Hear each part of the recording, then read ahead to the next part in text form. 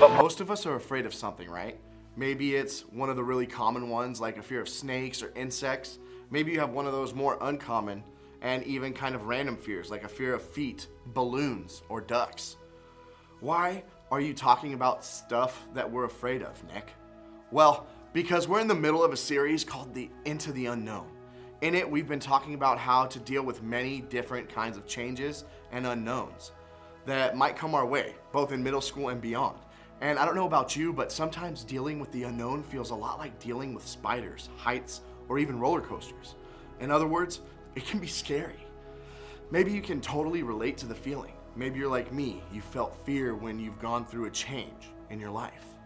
Like the first day at a brand new school, or trying out for the school play for the first time, or having a new stepdad move into your house.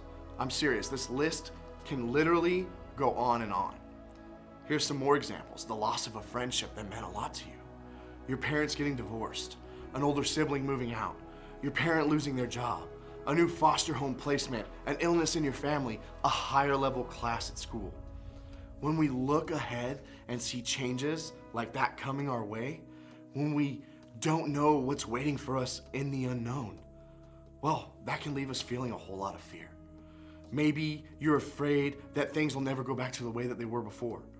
Or we're afraid that the changes we're facing will bring a lot of stress or frustration or sadness into our lives. Maybe we're afraid of the unknown.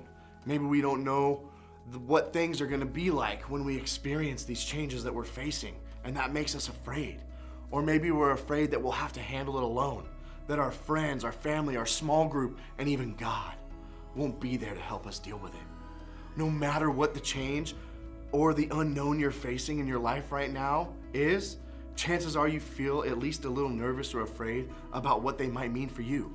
Even the best kinds of changes can have intimidating moments or bring a little bit of fear into our lives. It's possible to be excited for something and a little scared at the same time. But what if I told you there was a way to look at the changes coming our way without as much fear? In fact, what if we could face going into the unknown with courage? I bet all of us would be people who chose courage when we go through changes, good or bad. Well, today we're gonna look at something that happened to two guys thousands of years ago that helped them choose courage despite of their fears. And I think it's gonna help us do the same. Okay, so the people we're talking about are known as the Israelites. They were God's chosen people, which is a pretty cool title if you ask me. And when they were living a long, long time ago, God did something really cool for them. God led them down to Egypt to escape a terrible famine, which basically means all the food in their land had run out. Sounds like a good change, right? Well, sometime after they got there, the Egyptians enslaved the Israelites.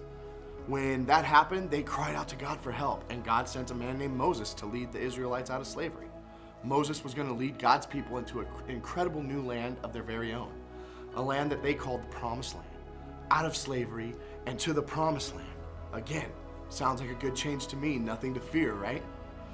Well, when they arrived on the edge of the Promised Land, the Israelites got nervous. They got scared about what might lie ahead. So they sent 12 spies into the land to check things out. The spies went and found that the land was absolutely beautiful. It was everything they ever dreamed it would be. But there was one small problem. There were people there that looked like giants. Suddenly, this change wasn't looking so awesome. When the spies came back to report what they saw, here's what they had to say.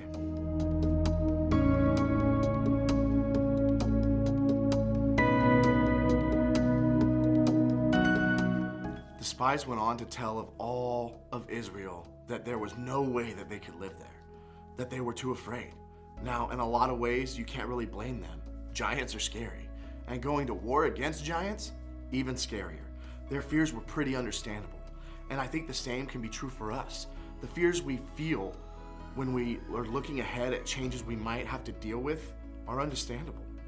They're real, and there's nothing wrong with feeling that fear. The problem comes when we let the fear hold us back, when we stay frozen because we're afraid of what's ahead in the unknown. And that's a risk of missing out on something pretty awesome. That's what happened to the Israelites. They were too afraid to conquer the land that God had promised them. Well, all of the Israelites except for two. Two of the spies, Joshua and Caleb, came back with a completely different view of things. And here's what they had to say about the promised land.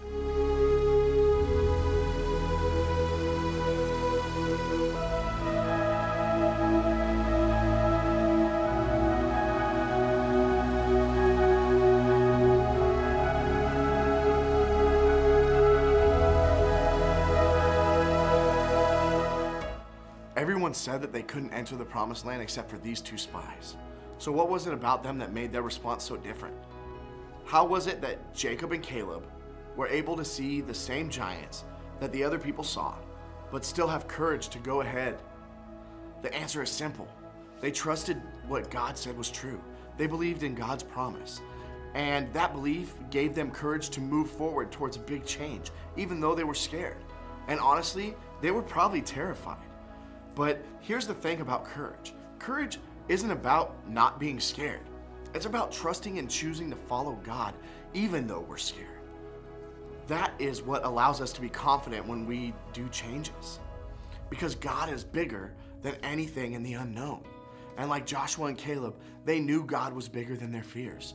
So we can also trust God when we're scared of changes and the unknown. So what does it look like for us today? How can we have courage when we're looking ahead to changes in our lives, big or small, that leaves us feeling a little afraid? How can we remember that God is bigger than anything in the unknown? Well, first, I think we have to recognize what we're afraid of. When you look out into the unknowns of your life, what do you see that's causing you fear?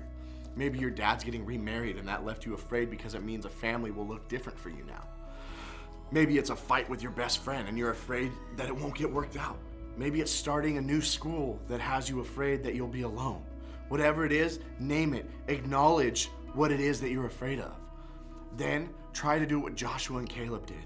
Focus on God. When you think about what changes that you're afraid of, remember that God is with you always, working for your good. God is bigger than anything in the unknown. Let me share an idea that might help. Whatever you focus on will grow bigger and bigger in your mind. If you focus on what you're afraid of, how worried you are, all the what ifs that might happen, your fear will grow bigger and bigger in your mind. So instead, focus on God. Now, on who is God, how powerful He is, how God can control everything. Focus on the fact that God is with you and in you and with every step you take.